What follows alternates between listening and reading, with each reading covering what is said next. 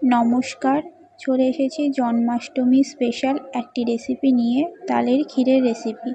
তালের ক্ষীর বানানোর জন্য ফার্স্টে কড়াইয়ের মধ্যে তালের পাল্পটা অ্যাড করে দিতে হবে। আমি এখানে অল্প জল অ্যাড করেছি। তারপর এর মধ্যে সামান্য নুন অ্যাড করতে হবে স্বাদটা ভালো আসার জন্য। তারপর কিছুক্ষণ নেড়ে চেড়ে আমি এর মধ্যে এলাচ দিয়ে দিয়েছি। তারপর আরও কিছুক্ষণ নাড়ার পরে যখন দেখবেন তালের পাল্পটির থিকনেস বেড়ে গিয়েছে, তখন পরিমাণ মতো দুধ অ্যাড করে দেবেন। তারপর আরও কিছুক্ষণ নেড়ে চেড়ে যখন এটি আরেকটু গাঢ় হয়ে আসবে, তার মধ্যে পরিমাণ মতো চিনি অ্যাড করে দিতে হবে এবং লাস্টে আমি কিশমিশ দিয়েছি। আপনারা চাইলে এখানে কাজু বা পেস্তাও দিতে পারেন, তাহলেই তৈরি হয়ে যাবে তালের ক্ষীর। যদি আমার ভিডিওটি দেখে কিছু ভালো লেগে থাকে তাহলে একটি লাইক করে সাবস্ক্রাইব করে দেবেন আমার চ্যানেল।